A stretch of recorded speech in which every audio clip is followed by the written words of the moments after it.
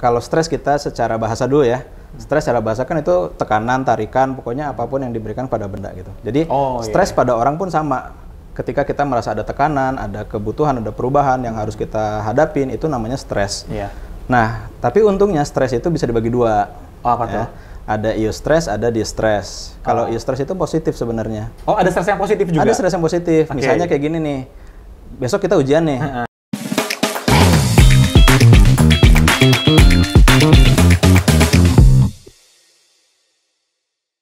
Halo Sobat JDS, balik lagi di Digitalks bareng gue, Febri. Nah sebelumnya mungkin izin buka masker dulu ya, supaya audionya lebih jelas gitu ya. Nah Sobat JDS, kita balik lagi di Digitalks episode 5 di musim tayang ketiga. Di bulan Ramadan ini Sobat JDS, apa kabar nih? Puasanya lancar-lancar aja kan? Nah mungkin juga Sobat JDS sambil menunggu buka puasa, atau mungkin juga ada yang lagi di jalan pulang dari kantor gitu, atau juga yang lagi WFH gitu, bisa dengerin podcast Digitalks ini yang tentu bakal membahas topik-topik yang menarik gitu. Nah mungkin juga kita masih dalam atmosfer pandemi kan ya. Jadi mungkin juga datangnya vaksin yang sekarang lagi berlangsung di beberapa daerah itu bisa jadi angin segar untuk kita ke normal yang baru. Nah tapi sayang sekali ternyata dari pandemi ini punya akibat yang bikin nggak diduga-duga gitu isunya ini. Karena pada saat pandemi itu orang-orang jadi merasa kehilangan, terus juga ada yang harus menyesuaikan dengan kebiasaan-kebiasaan baru gitu, dan juga beberapa kondisi-kondisi yang tidak pasti gitu. Nah isu apakah itu? Yaitu kesehatan mental. Nah di sini aku nggak akan bicara sendiri tentunya, bakal bicara bareng seseorang yang bergerak di bidang psikologi, dan juga beliau adalah HR spesialis di Jabar Digital Service. Beliau adalah Mas Andro. Halo Mas Andro. Sehat Mas? Alhamdulillah. Alhamdulillah ya. Nah Mas Andro ini sebagai HR spesialis di Jabar Digital Service. Dan gimana nih di Ramadan ini Mas Andro puasanya? Insya Allah aman lah tahun ini. Aman lah ya. Nah, walaupun nggak tahu nih mudik bisa atau enggak ya. Iya ya, karena mungkin dari Ramadan tahun lalu sama tahun sekarang sama ya, sama-sama ada COVID ya. Ada COVID, terus sudah keluar lagi kan peraturan itu ya. Oh nggak boleh mudik ya? Katanya kan. Nah ya berarti nggak bisa mudik dong kalau gitu. Ada nggak sih perbedaan nih dari bulan Ramadan sebelumnya sama bulan Ramadan sekarang buat Mas Andro? Ada. Kalau kemarin nggak boleh mudik kaget. Kalau sekarang nggak boleh mudik, ya udahlah gitu. Mau gimana lagi? Gitu, dan mungkin sebenarnya ada satu lagi nih yang berbeda dari Mas Andro saat ini, karena sekarang Mas Andro lagi nyusun buat ini ya profesi psikologi ya Mas ya. Psikologi, ya. Itu gimana sih Mas ceritanya maksudnya?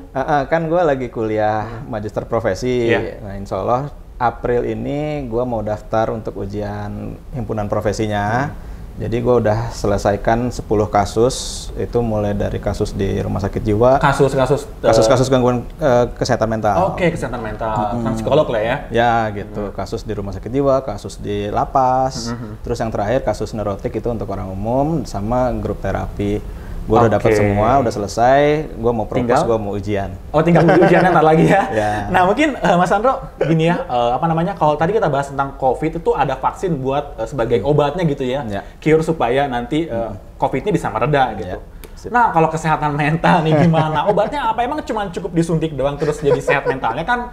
Enggak gitu ya. Nah mungkin sebelum ke sana, saya juga pengen tahu sebetulnya gangguan kesehatan mental atau kesehatan mental sendiri itu sebenarnya apa sih Mas Andro secara umum penjelasannya gitu? Penjelasannya ya, kesehatan mentalnya dulu ya. Kesehatan mental. Jadi sederhananya sih gini lah, kalau kesehatan yang kita pahami kan itu kesehatan fisik ya tubuh. Kita bisa definisikan ketika kita sakit atau tidak sehat gitu ya, kan kesehatan kita terganggu. Bisa dicek misalnya demam, artinya suhu tubuhnya tidak normal, terus yang biasanya semangat jadi kehilangan semangat gitu ya, yang biasanya bisa pegang makan enak jadi nggak enak, kan itu kesehatan fisik gitu ya. Nah kalau kesehatan mental kayak gimana? Hampir sama sebenarnya, itu ada indikator-indikatornya. Kesehatan mental ada indikatornya. Yang pertama, orang itu dia bisa berfungsi, bisa memenuhi kewajibannya. Kewajiban segala macam, sebaik dia sebagai karyawan, dia sebagai orang tua, dia sebagai suami misalnya ya, itu dia bisa memenuhi kewajiban itu. Nah waktu memenuhi kewajiban itu dia tetap merasa sejahtera. Gitu ya. Nah, itu ketika mentalnya sehat. Itu indikator orang yang sehat mental gitu ya. Indikator sampai sehat situ. mental. Terus yang ketiga, dia ada dorongan untuk berkembang.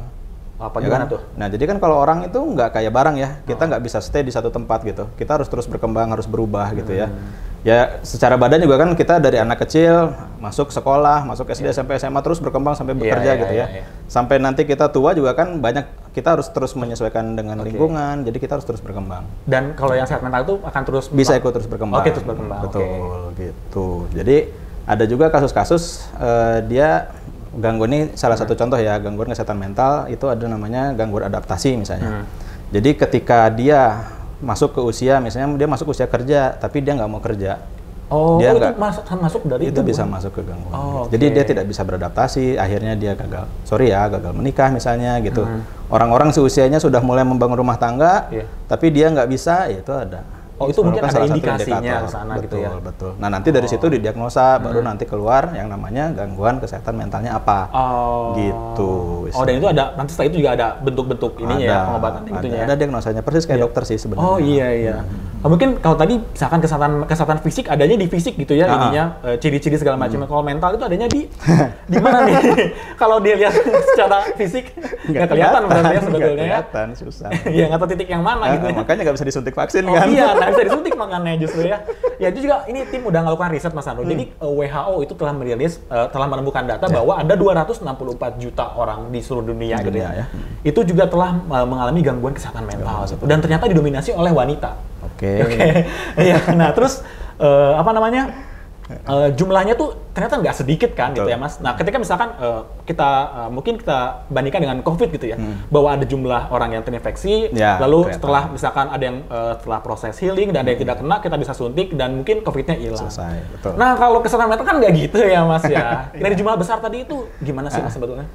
Jadi kalau bicara gangguan kesehatan mental yang paling yang paling awal itu biasanya antara indikasi depresi atau kecemasan.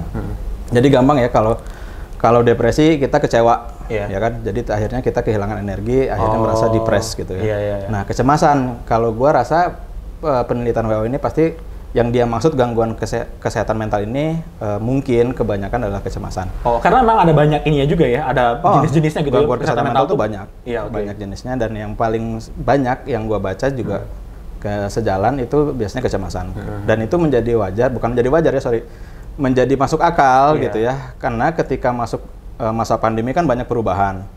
Otomatis kita merasa cemas dong, gitu kan. Nanti kerjaan saya gimana, nanti anak saya gimana, gitu kan ya. Terus macam-macam itu muncul kecemasan. Belum yang pertama kita cemas, takut kena ya. Kita nggak tahu ini virusnya apa gitu. Yang kedua, ternyata dampaknya ke ekonomi, nanti kerjaan gue merambah kemana-mana juga. Merambah kemana-mana, akhirnya yang merasa cemas itu makin banyak kan. Otomatis memang di tahun ini, tahun kemarin dan tahun ini banyak yang mengeluarkan survei bahwa ada peningkatan gangguan kesehatan mental. Yang itu salah satunya cemas juga tadi ya, gitu, karena pandemi ini. Kalau dari kasusnya Mas Andro yang pernah ditangani, ada nggak sih kayak gitu juga? Ada. Kebetulan kemarin yang untuk kasus IMSI ini kan saya ngambil grup terapi. Saya ngambil kecemasan memang kebetulan, makanya saya bisa bicara banyak tentang kecemasan. Dan memang nyata gitu, saya ngambil ada dari 40 orang. 40 orang akhirnya kita seleksi ya, karena saya nggak mungkin handle semuanya 40 orang. Saya ambil 6 orang dan itu semuanya ternyata ditemukan kecemasan yang ia rasakan itu berkaitan dengan pandemi. Gitu. Tapi ini penelitiannya itu dilakukan di? Ini bukan penelitian, ini treatment. Terapi. Terapi. Jadi salah satu contoh ya, ini identitasnya nggak usah disebut kan. Contoh kasusnya. Salah satu contoh misalnya ada klien saya waktu itu bilang, aduh iya saya merasa nggak mampu menghadapi tekanan di pekerjaan, dia bilang gitu kan. Saya harus bekerja dengan sempurna dan itu menjadi beban buat saya gitu. Dia bilang gitu kan. Waktu kita ngobrol-ngobrol digali, ternyata yang membuat dia merasa harus bekerja dengan sempurna adalah karena dia melihat berita banyak orang-orang di PHK dan dia takut. Nah, jadi sumber kecemasannya di situ. Ada sumber kecemasannya itu tadi. Nah, di situ jadi mulai ini terkait dengan kondisi pandemi, dan yang lainnya ternyata 6-6-nya sama, semuanya terkait dengan kondisi pandemi. Terus baca-baca lagi banyak jurnal-jurnal memang ternyata pandemi ini selain menyerang kesehatan, menyerang ekonomi, udah jelas ya, kita udah ngerasain semua di tahun kemarin. Dan yang sekarang yang akan menjadi kekhawatiran itu adalah dampak secara kesehatan mentalnya ini ternyata besar dampaknya gitu. Dan yang menjadi tantangan ya nggak mudah ya, karena nggak ada suntik vaksinnya. Karena nggak instan juga ya, caranya kan pasti butuh banyak tahapan-tahapannya ya. Betul. Ketika itu. Nah juga mungkin Mas Sandro, kalau misalkan dari WHO juga nih ada penelitian dilakukan oleh tim juga bahwa ternyata negara-negara dengan pendapatan rendah atau menengah sekitar 76% dan 85% itu tidak mendapatkan treatment yang yang baik gitu ya, atau bahkan tidak sama sekali gitu tentang kesehatan mental itu. Gitu. Ya. Nah sebetulnya apa ada hubungankah gitu ya antara pendapatan dengan mental health ini gitu? Sebenarnya karena gue udah lama berkecimpung di dunia psikologi, mendengar penelitian ini sebenarnya masalah klasik kalau di dunia psikologi. Oh gitu, klasik ya? Jujur, masalah klasik karena memang ternyata sangat berhubungan antara kemampuan finansial lah, katakan gitu ya, kemampuan finansial seseorang dengan kesehatan mentalnya dia. Yeah. Sekarang wajar aja dong misalnya ya, ketika misalnya Febri nih, Febri orangnya kaya, punya mobil, punya rumah, stres nggak? Enggak kan gitu.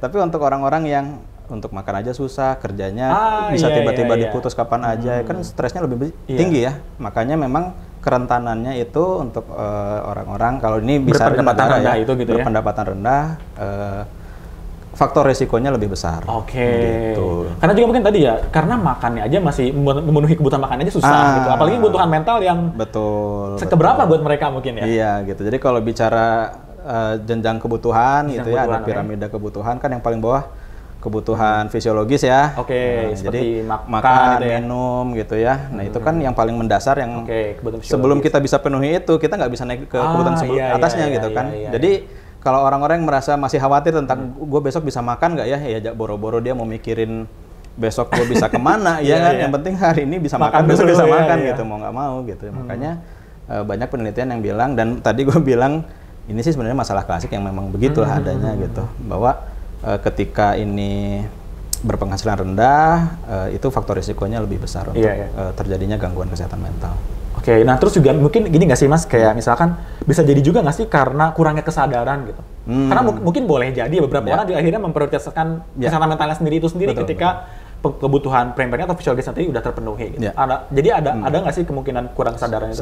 Sangat besar kemungkinannya adanya kurang kesadaran ya. Ya kayak tadi kalau kita kaitkan dengan piramida kebutuhan, boro-boro dia sadar ada kebutuhan psikologis gitu. Kebutuhan fisiologisnya aja belum terpenuhi gitu kan. Boro-boro gua mau mikir bisa tidur nyenyak, gua hari ini aja belum makan kan susah gitu kan.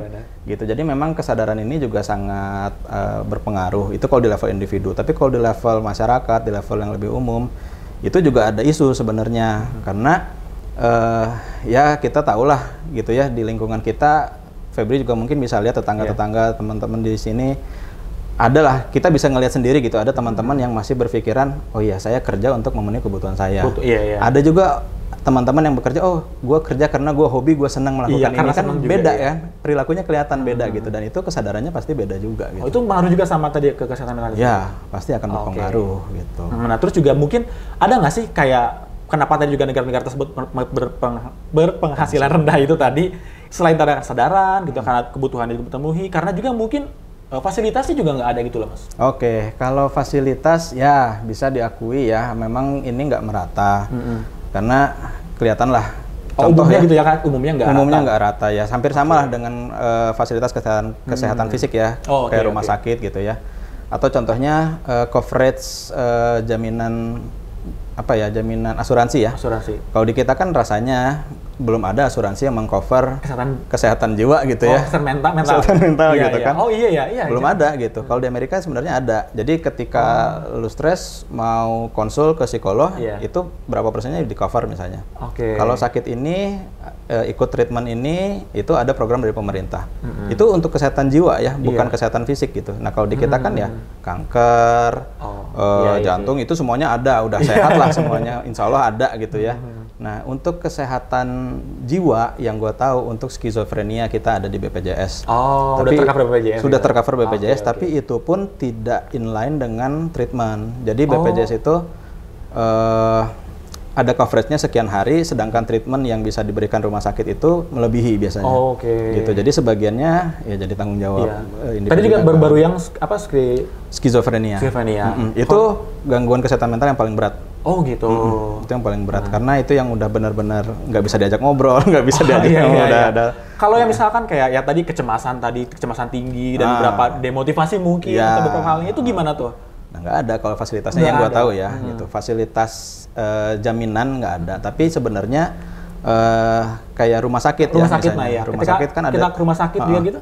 Kan ada tuh kelasnya tuh, ada rumah sakit tipe A, tipe B, tipe C. Nah, yang gua tahu rumah sakit tipe B dan tipe A itu seharusnya ada poli kesehatan jiwa. Oh, jadi udah kayak periksa fisik juga ya, kayak periksa fisik, ada betul. polinya, terus nanti diagnos gitu ya? Nanti diagnos di situ, nanti didiagnos, kita ngobrol, oke, kayaknya kamu butuh konseling misalnya, lalu dilakukan konseling. Oh, ini butuh terapinya gini, nanti dikasih terapi. Ada kayak itu gitu. Ke rumah sakit umum atau rumah sakit jiwa nih? Nah, ini tuh seharusnya rumah sakit tipe A dan tipe B itu ada, tapi pada kenyataannya biasanya psikolognya itu on call. Jadi harus janjian. Nah, yang pasti ada ya di rumah sakit jiwa sebenarnya. Jadi kita datang ke rumah sakit jiwa nih. Untuk konsul. Untuk konsul, betul, serius. Jadi sebenarnya makanya kemarin gue sempat dengar ada wacana ya, ada wacana untuk merubah si nama rumah sakit jiwa gitu. Karena itu rasanya gue kan nggak gila gitu kan. Identik dengan sakit jiwa orang gila gitu. Iya kan gitu kan. Makanya itu yang menekan kesadaran masyarakat gitu, bahwa yang datang ke rumah sakit jiwa itu adalah orang-orang yang udah ya ODGJ ya, orang dengan gangguan jiwa gitu kan. Padahal sebenarnya di sana ada psikolognya, di sana ada psikiaternya, fasilitasnya ada, untuk konsul tuh bisa sebenarnya gitu. Dan mereka bisa nerima. Iya, dan tahap preventifnya justru ya, sebelum kita dengan gangguan jiwa itu sendiri, kita konsul itu ya? Ada, program-program mereka juga punya sebenarnya, program-program preventif untuk masuk ke sekolah, untuk bahkan ya, untuk peminatan. Misalnya Febri sekolah nih, oh gue bingung mau ngambil jurusan apa, di sana tuh bisa dites. Di sana bisa, datang saya bingung mau ngambil jurusan kuliah apa, nanti dites, ikut psikotes, nanti dibacakan hasilnya, oke kamu kayaknya begini. Oh gitu, berarti sama kayak rumah sakit pada umumnya ya, sama kita cek fisik juga gitu ya, tapi tentang kejiwaan. Oke, baru tahu kan? Iya, tapi emang ini sih, ini topik-topik yang nggak bisa kita nyalahkan satu pihak ya. Iya. Gue juga sebagai orang di profesi psikologi juga menyadari kita sangat terbatas untuk sosialisasi, untuk edukasi. Memang gue rasa sebagian ada salah di ya profesi lah. Atau mungkin juga yang belum terratakan gitu ya tentang sosialisasi tadi. Yang kayak gini juga sekarang sosialisasi gitu. Iya. Bisa jadi ngasih tahu JDS. Bisa loh ke rumah sakit jiwa untuk konsul gitu ya tentang kapan kita JDS mau ke RSJ?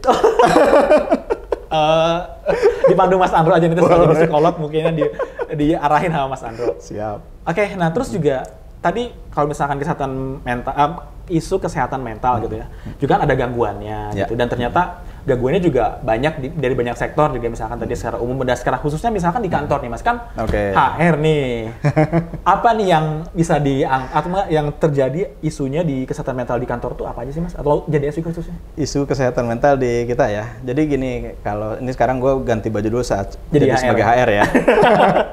Gue sebagai HR gini, atau jangan dulu jadi HR ya, gue sebagai psikolog dulu ya. Jadi kan individu, dia kan hidup 24 jam. 8 jamnya dipakai untuk tidur, udah selesai lah intinya. Kalau tidur kita nggak usah pikirin lah. Sisa berapa tuh? Sisa 18 jam kan? 18 jam, sisanya 18 jam, 8 jam dipakai kerja. 10 jamnya ya sisa-sisanya lah dipakai makan sejam, dipakai istirahat segala macam lah. 8 jam ini kan gede tuh di kantor, ya nggak sih? Dihabiskan di kantor ya. Lu tuh ngabisin waktu di kantor tuh gede gitu. Jadi kalau lu stres di kantor gitu kan, resiko lu dapat kena gangguan kesehatan gitu kan gede juga sebenarnya kan. Makanya menurut gua dan beberapa rekan HR ini tuh menjadi workplace balance, terus workplace issue secara kesehatan itu tuh menjadi penting gitu. Kenapa? Jadi nggak hanya sekedar kita pengen karyawan kita produktif sehingga mereka harus sehat gitu ya. Ya udah kasih susu tiap hari sebenarnya kan nggak apa-apa dong gitu ya. Tapi kan mereka as individu ya harus berkembang. Dan gitu tadi juga mungkin tadi kan itu secara fisik mungkin sehat dikasih susu tiap hari. Dalamnya gitu ya. Dalamnya gitu kan harus agak kelihatan juga. Itu ya. Betul gitu. Nah, jadi makanya JDS alhamdulillah masuki tahun 2021 kita udah lewat 3 bulan kuartal pertama. Kemarin kan kita survei ya. Survei kesehatan mental. Ada survei di JDS, ada survei kesehatan mental. Gitu. Gimana tuh? Jadi itu ya sebagai bentuk upaya kita identifikasi di awal. Kita pengen tahu tingkat stresnya, resiko-resikonya kemana arahnya. itu nanti yang jadi bahasan kita untuk menentukan program-program lah, program-program pengembangan, program preventif, konseling segala macam. Berarti juga upaya yang dilakukan sebelum ya, siapa tahu terjadi ada stres di depan gitu ya. Iya gitu makanya. Ini upaya-upaya preventifnya di JDS. Apalagi tadi ada program konseling, ada konseling, pengembangan. Jadi nanti kita kaitkan lah ya. Kalau konseling nanti mungkin yang lebih individual, kalau dia merasa ada tekanan, dia merasa stres yang mungkin secara pribadi ya. Berarti ya HR tempat buat curhat lah. Buat curhat, meluapkan gitu. itu ya. Ditambah lagi Mas Anton ntar lagi mau jadi psikolog beneran. Nanti keluar invoice-nya. Oke. Enggak dong. Pelayanan dari HR ya. Pelayanan dari HR. Memang udah program dari HR. Itu ya konseling. Terus yang kedua program pengembangan. Karena tadi ya gue bilang ya, orang yang sehat mental itu kan dia ada keinginan untuk berkembang gitu. Makanya kita harus fasilitasi gitu. Teman-teman di JDS yang ingin baca artikel, yang pengen sharing session, yang pengen macam-macam deh gitu. Udah banyak masukan-masukan dari teman-teman, inisiatif-inisiatif yang banyak banget untuk pengembangan, udah keren-keren banget. Itu kita compile, nanti kita atur gimana pelaksanaannya, kapan segala macam supaya tepat sasaran, terus teman-teman bisa ikutin dengan nyaman gitu ya. Jadi sisi pengembangannya juga bisa tercapai kayak gitu. Nah terus itu kan tadi dari programnya sendiri ya. Nah terus ketika misalkan gini, tadi kan gangguan kesehatan mental itu juga ada yang tadi salah satunya kecemasan. Gitu. Nah ada lagi nggak sih yang lain yang khususnya di tempat kerja gitu? Di tempat kerja. Tadi. Misalkan apa? Gitu. Ya itu sih ya, paling banyak sih sebenarnya antara dua ya, antara stres dan depresi. Tapi ini disclaimer pendapat saya pribadi dalam pengalaman ya, bukan berdasarkan survei, penelitian segala macam ya. Kenapa gue bisa bilang gitu? Karena biasanya tekanan itu kan larinya yang pertama dia jadi khawatir, jadi takut. Terus ketika tidak sesuai dengan harapan dia menjadi kecewa gitu. Jadi larinya antara cemas atau depresi, larinya gitu, arahnya gitu. Bener nggak? Iya, dan juga mungkin kalau misalkan tadi akhirnya ke stres gitu ya. Karena kemarin juga surveinya ngebahasnya lebih ke stres itu sendiri kan. Betul, gitu. betul. Nah sebenarnya stresnya sendiri itu apa sih Mas Andro? Jadi bentuk stres itu gimana dan apa ya? Gimana aku mendefinisikan aku lagi stres gitu, atau justru online stres? Gitu. Oke. Nah, yang pertama kalau stres kita secara bahasa dulu ya. Stres secara bahasa kan itu tekanan, tarikan, pokoknya apapun yang diberikan pada benda gitu. Jadi stres pada orang pun sama. Ketika kita merasa ada tekanan, ada kebutuhan, ada perubahan yang harus kita hadapin, itu namanya stres. Nah, tapi untungnya stres itu bisa dibagi dua. Apa tuh? Ada eustress, ada distress. Kalau eustress itu positif sebenarnya. Ada stres yang positif juga? Ada stres yang positif. Misalnya kayak gini nih, besok kita ujian nih, gue mau ujian HIMSI. Gue siapin 10 kasus gitu kan. Kan itu jadi motivasi ya. Akhirnya jadi stres juga kan ya, gara-gara mau ujian besok gitu? Gara-gara stres, gue malah jadi perform. Gitu. Ya kan? Jadi justru bagus ya? Justru bagus, itu makanya namanya eustress. Nah, tapi ada stres yang namanya distress. Kalau distress itu justru yang menghilangkan motivasi, menghilangkan kemampuan orang sehingga panik, nggak bisa ngapa-ngapain, akhirnya atau murung juga gitu. Murung gitu ya, sehingga perilaku yang dihasilkan setelah mengalami stres malah justru menimbulkan stres lagi gitu. Kalau yang stres kan nggak, karena gue belajar akhirnya stresnya hilang. Tapi kalau dia panik, gue panik gue nggak bisa belajar, di stres tuh. Akhirnya nggak belajar, nilainya jadi jelek, gue depresi gitu kan. makin jatuh lagi gitu. Tapi mungkin nggak sih Mas kalau ada yang ternyata dia justru denial gitu. Jadi ketika ada posisi yang tadi, ya dia emang nggak stres gitu. Ya bisa aja. Ya namanya apa ya? Ya namanya individu kan bebas berpendapat. Dan masing-masing punya cara masing-masing. Punya cara masing-masing. Jadi memang gini sih, kalau yang dalam pengalaman gue ya, gue dapat beberapa klien dia denial itu rata-rata karena dia nggak mau dia menjadi orang yang lemah. Gitu. Bukan karena nggak sadar dia stres, Mas? Dia sadar sebenarnya, tapi dia nggak mau ngaku. Gitu biasanya ya? gitu. Gitu? Biasanya dia gitu, dia nggak mau ngaku dia stres, akhirnya bahkan dirinya sendiri pun nggak sadar bahwa dia tuh harus nggak mau mengakui gitu loh. Terus aja makin gitu, makin nggak ngerti. Jadi akhirnya. Tapi emang kalau nggak sadar, Mas, maksudnya kan juga nanti ngerasain sendiri dong, nggak nyamannya karena dia lagi stres gitu. Nah, misalnya gini deh, Febri nih berkompetisi ya. Di kantor juga ada lah sedikitnya kompetisi kan. Terus stres nih, tapi Febri secara sadar gue nggak boleh kelihatan stres karena kompetitor gue kelihatannya oke-oke aja. Gitu. Akhirnya denial kan. Iya. Akhirnya enggak kok gue nggak stres, akhirnya gitu lupa, akhirnya diri tuh menjadi yakin enggak kok saya nggak stres. Diri sendiri tuh menjadi yakin gitu, bisa jadi kayak gitu. Tapi ketika ini sudah selesai, hilang energi, kita kayak udah nge-gym 3 jam gitu kan, kerasa kan, capek banget karena energinya habis gitu. Itu bisa terjadi kayak gitu sebenarnya. Nah itu gambaran-gambaran di kantor itu yang sering terjadi kayak gitu sih sebenarnya. Oh, orang denial ya akhirnya? Nggak semua sih. Nggak semua. Nggak semua sih. Ada. Ya itu juga mungkin tadi pada akhirnya juga akhirnya mencoba untuk ini ya, usaha preventifnya itu ya. Betul. Makanya kalau kita udah buka ada ruang, ini ada upaya-upaya untuk preventif, pencegahan dan kuratif. Teman-teman bisa seenggaknya tahulah kita bisa ada fasilitas yang bisa digunakan. Setidaknya itu kan membuat tenang ya, ya nggak sih? Iya. Walaupun nggak dipakai gitu. Lu pakai BPJS, pakai nggak kan? Enggak sih sejauh ini. Tapi kalau punya BPJS tenang gitu rasanya. Karena kan? ada jaminan itu. Ada jaminan gitu. Makanya setidaknya itu pun sudah ada ya. Merasa terjamin juga lah terjamin lah gitu. Iya sih. Iya.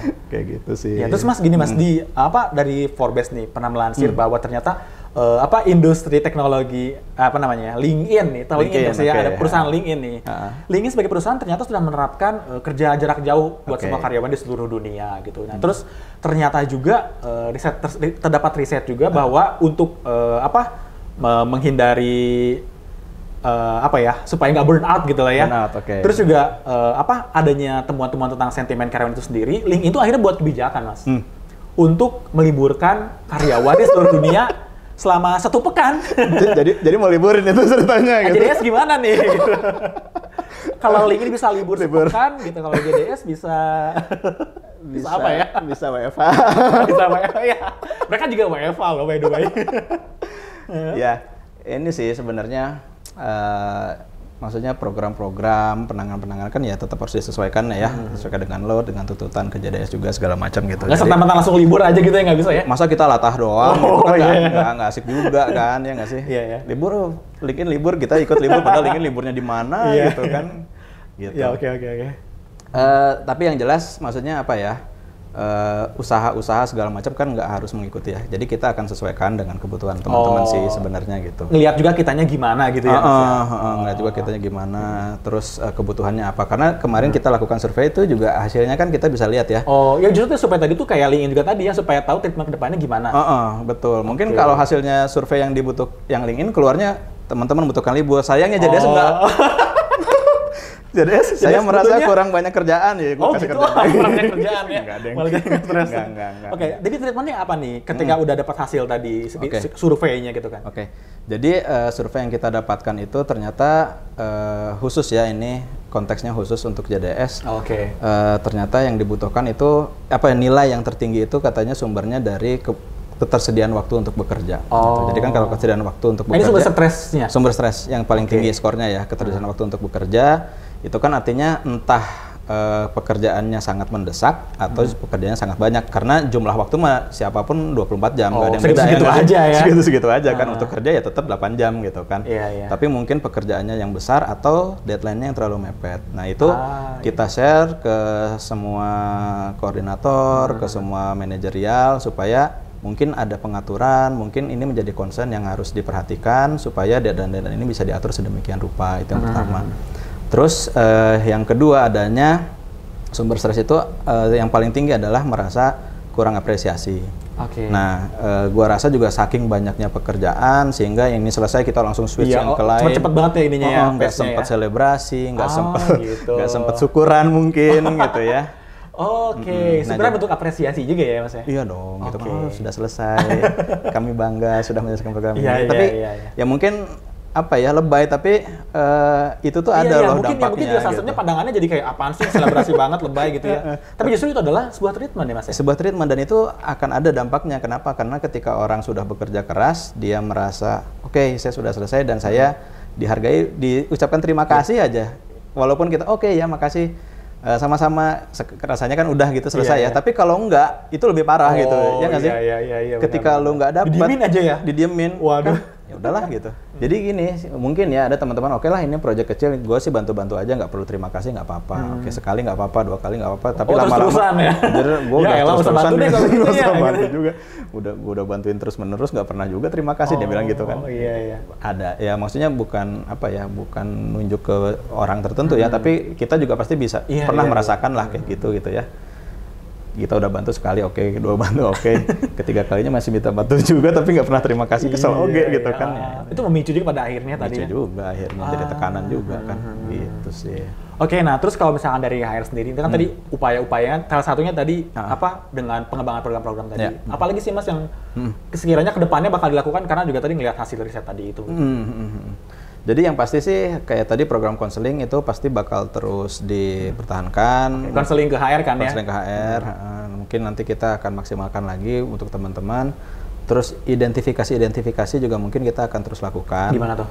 Jadi kalau yang biasanya kan kita lakukan asesmen evaluasi karyawan, kinerja ya. Jadi larinya ke kinerja. Nah ini kita mulai kaitkan evaluasi kinerja ini dengan aspek individunya gitu. Dia puas atau enggak di kantor, misalnya gitu. Dia masih mau bertahan atau enggak, dia sudah merasa jenuh dengan pekerjaannya atau enggak gitu. Kompetensi dia udah sampai atau enggak, kayak gitu deh. Nah, misalkan nih contohnya ya kita yang tadi emang saya ngerasa jenuh dan segala macam. Nanti endingnya bakal gimana Mas? Bakal diapain gitu sebetulnya? Nah, itu sih melihat hasilnya gitu. Ya, itu yang pertama lihat hasilnya, dan yang jujur sebenarnya kita masih ide liar sebenarnya. Oke. Yang mana yang bisa difasilitasi, mana yang enggak, ini belum terjawab sebenarnya. Tapi yang pasti kita mau identifikasi dulu sehingga kita bisa data driven ya. Kita bisa data driven. Oke, kita lakukan program ini ya karena kita punya data seperti ini gitu kan. Jadi lebih kena gitu, intinya sih seperti itu. Ya salah satunya tadi juga yang survei itu ya. Coba diberangkat dari situ tadi akhirnya kebijakannya. Nah, kalau misalkan teman-teman HR ngelihat teman-teman JDS sekarang gimana? Secara keseluruhan ya. Oke. Gue sih tetap balikin ke hasil survei ya. Hasil survei itu memang semuanya ada stres gitu. Dan gue rasa ini masih realistik karena justru kita tidak realistis ketika kita berharap tidak ada stres di semua di semua karyawan kita gitu ya. Masih berarti dalam tahap normal mungkin ya, dalam kategori normal. Masih dalam kategori normal. Jadi semuanya masih di level tengah, moderate. Justru yang gue harapin karena ini di moderate semuanya adalah eustress. Jadi kalau tidak ada stres kan artinya ya udah kita ongkang kaki doang, nggak ada yang dikejar gitu kan. Kerja ya udah, yang penting absen kan nggak kayak gitu dong gitu kan. Kita juga pengen teman-teman datang absen terus kerja dengan dengan motivasi, dengan dorongan, gue harus beresin ini karena gue pengen begini gitu kan. Ada stres yang positifnya, positifnya tadi gitu kan. Jadi tetap kalau gue rasa sih walaupun ada stres yang kelihatan, tapi itu pada taraf yang masih untuk memicu stres gitulah intinya. Gue sih harapannya kayak gitu. Ada sih beberapa kasus yang memang tinggi gitu ya. Itu ada kita udah coba floorkan ke teman-teman di koor di divisinya masing-masing. Terus kalau ternyata memang nanti oleh koornya dibutuhkan dibantu oleh HR, kita udah siap-siapin. Gitu. Fungsinya jadi kayak ini ya, guru BK di sekolah ya kalau gitu ya. Guru BK. Akhirnya nanti datang ke kelas-kelas gitu ya. Kalau guru BK kan kesannya orang-orang nakal. Masuk BK. Orang nakal di kantor masuk ini dong, di HR. Tapi memang fungsinya sebenarnya gitu sih. Jadi ya sama ya, gue juga yakin guru BK tuh manggil anak-anak yang nakal bukan karena dia nakal gitu, tapi supaya dia nggak nakal gitu kan. Sama kalau SR juga manggil, awalnya pasti salah ya, mungkin salah ya. Lu kenapa sih absen mulu gitu kan, masalah absen. Lu kenapa sih laporan telat mulu gitu kan. Padahal sebenarnya tujuannya atau fungsinya yang ideal itu adalah, oke, kamu laporan terlambat terus, ada apa? Gitu identifikasi kan? justru ya. Identifikasi. Cari tahu supaya kedepannya nggak kayak gitu. Betul gitu. Ternyata ada ketahuan, ada masalah komunikasi dengan atasan, atau malah ada masalah di rumah misalnya gitu ya. Faktor eksternal gitu. Faktor eksternal gitu. Dan itu kan kalau buat gue ya, gue pribadi nggak bisa dipisahkan gitu antara kantor dan rumah. Pasti berkaitan. Pasti berkaitan gitu. Ketika kita di rumah ada isu kebawa ke kantor itu tuh ya nggak bisa dihindarin gitu. Oke Mas Andro, jadi tadi ternyata juga fungsi ya tadi HR gitu ya, sebagai kayak BK di sekolah gitu. Tujuannya dengan tadi supaya mencegah tidak terjadi kesalahan-kesalahan selanjutnya di depannya kan gitu. Jadi ternyata memang kegiatan atau bentuk konsultasi dari kesehatan atau gangguan mental atau kesehatan mental ini juga adalah bentuk-bentuk pencegahan berarti sebetulnya ya, bahwa ya supaya nggak kejadian gitu yang salah-salah karena kesehatan mental. Berarti penting banget ya fungsi kesehatan mental gitu ya. Di lingkup manapun, khususnya juga di kantor sebagai Mas Andro sebagai HR gitu, dan mau jadi psikolog ketar lagi. Bisa curhat dong kalau gitu ya. Siap, silahkan. Ya, dan mungkin gitu aja kali Mas Andro ya, kita obrolan kali ini. Ternyata makasih banyak Mas Andro, sangat bermanfaat, dan juga semoga sobat-sobat JDS di rumah yang nonton gitu, dan teman-teman JDS juga bisa semakin tersadarkan. Dan ini bentuk sosialisasi ya, yang Mas Andro bilang ya, bahwa kesehatan mental itu penting gitu ya. Jadi kalau buat teman-teman semua gitu yang ngerasa yang akhirnya sekarang mulai aware dengan kesehatan mental gitu ya. Yang pertama tuh perlu cari bantuannya tuh dukungan dari misalnya teman-teman dekat juga gitu. Atau curhat juga jadi salah satu bentuk nggak sih Mas? Kayak sedikit aja cerita gitu sama orang jadi curhat gitu. Jadi sebenarnya dalam psikologi juga ada namanya elemen kuratif, ada 11. Nah, salah satunya itu adalah katarsis.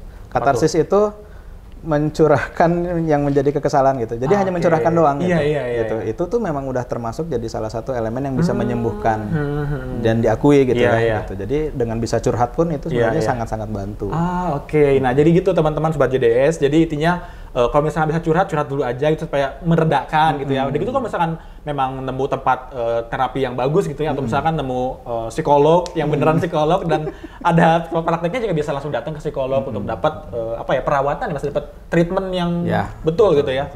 Gitu. Dan juga terima kasih sekali lagi Mas Sandro untuk kehadiran hari ini, sangat bermanfaat sekali buat kita semua gitu. Nah, sobat JDS jangan lupa untuk tetap selalu saksikan Digitalks yang bisa kalian tonton di YouTube dan juga dengerin di podcast Jabar Digital Service. Nah, jangan lupa juga untuk follow sosial media kita di Twitter, Instagram, YouTube, dan Medium gitu. Dan tetap juga menjaga protokol kesehatan. Dan tetap jaga kesehatan, selamat berpuasa. Sampai jumpa di episode selanjutnya. Bye-bye! Dadah!